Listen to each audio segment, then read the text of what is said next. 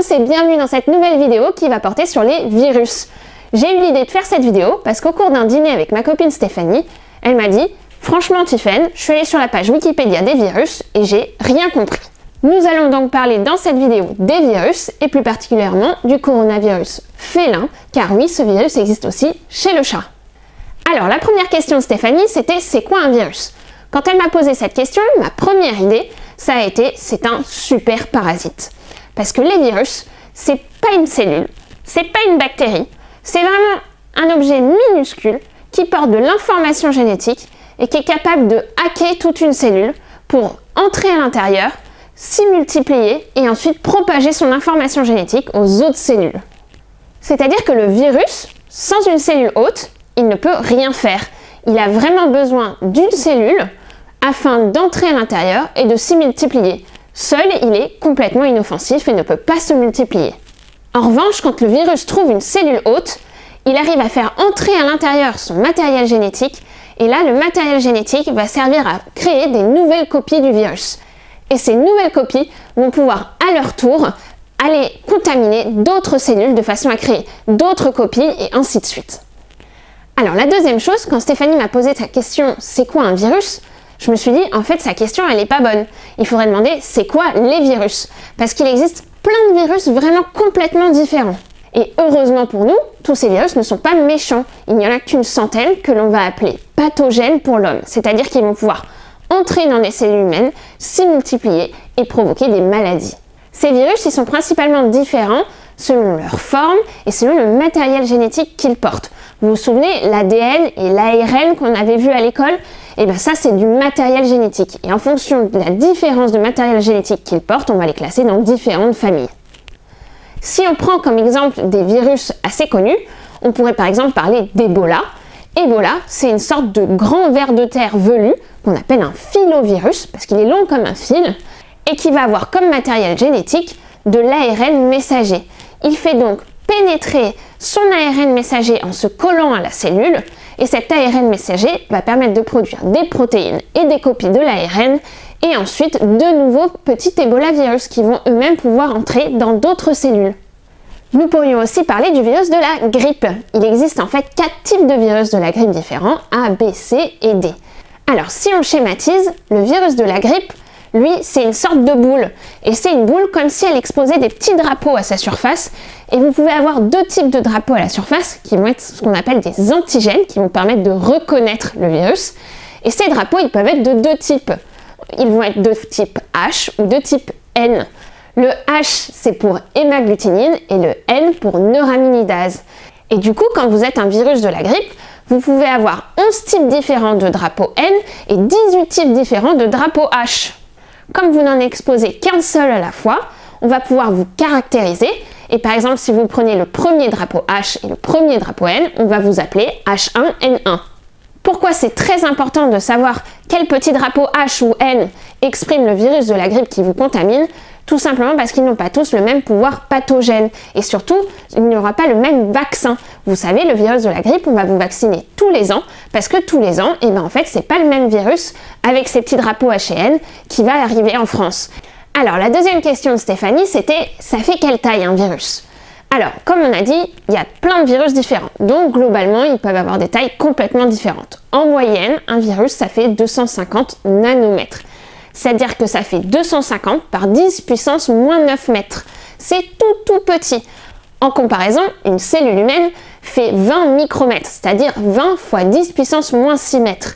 Il est assez difficile de se rendre compte de la différence de taille d'objets si petits. Si on se place à une échelle humaine, on dirait qu'une cellule de notre corps ferait la taille d'un terrain de foot, et bien en comparaison, le virus serait une fourmi sur ce terrain de football.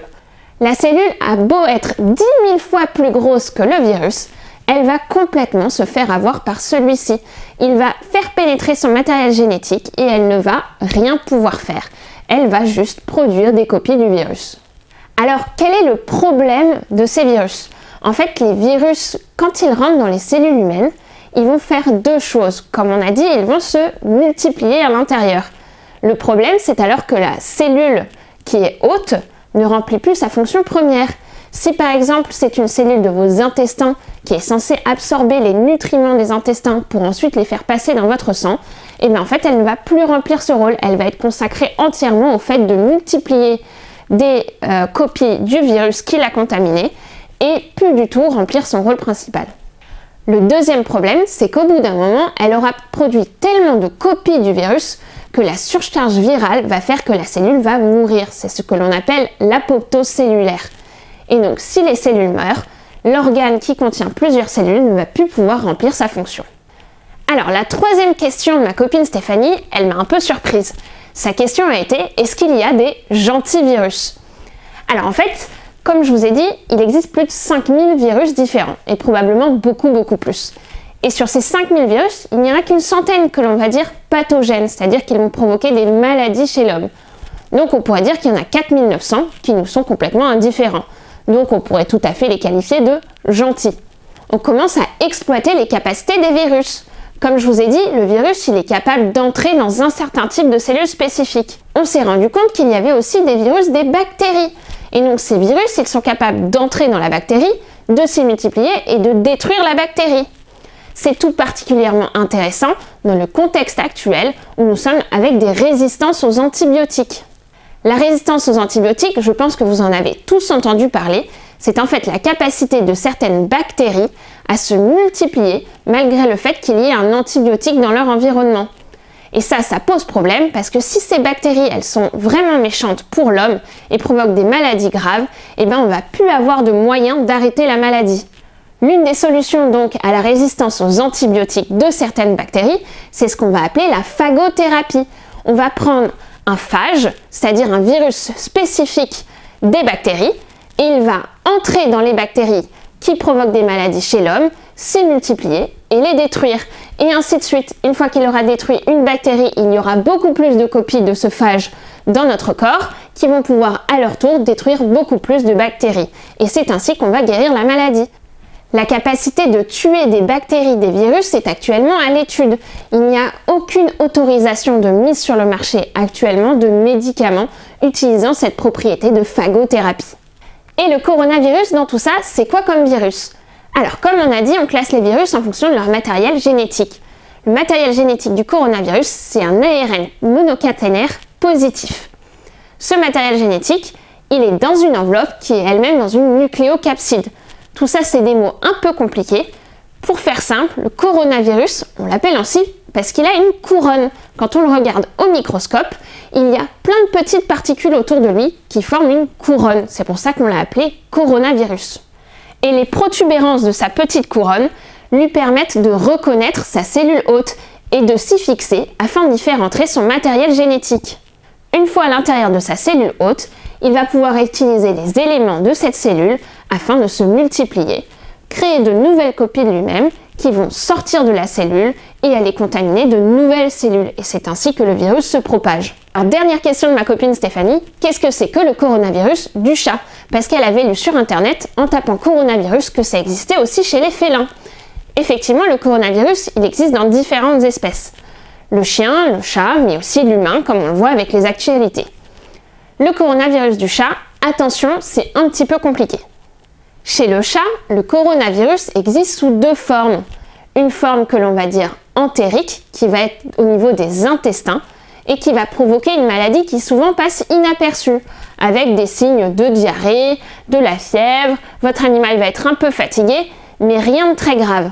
On estime qu'entre 25 et 80% des chats sont porteurs de ce coronavirus, en fonction de s'ils vivent seuls chez vous ou dans une communauté avec beaucoup d'individus. La forme entérique du coronavirus n'est pas très grave. Comme je vous l'ai dit, elle passe même souvent inaperçue, cette maladie. Le problème, c'est qu'à force de se multiplier dans les intestins, il peut muter le virus. Et la forme mutante est, elle, pour le coup, très dangereuse. Cette forme mutante du coronavirus entérique, elle va être capable d'entrer dans les globules blancs, plus particulièrement les macrophages. Elle va donc se disséminer dans tout le corps du chat. Et là, il va y avoir des formes pathogènes. Il va y avoir différentes formes d'expression de la maladie. Et là, on dit que votre chat est malade de la PIF. La PIF, pour le coup, c'est une maladie très grave que l'on soigne très mal. Et donc, du coup, c'est très important de faire la différence sur votre chat entre la forme mutée du coronavirus, qui elle est grave, et la forme non mutée, la forme entérique, qui elle n'est absolument pas grave. Le problème du coronavirus, c'est qu'à force de mutation, il est capable d'adaptabilité, notamment d'adaptabilité interespèce. Et le risque avec ce virus, c'est de passer d'une espèce animale à l'homme, comme on le voit avec l'actualité.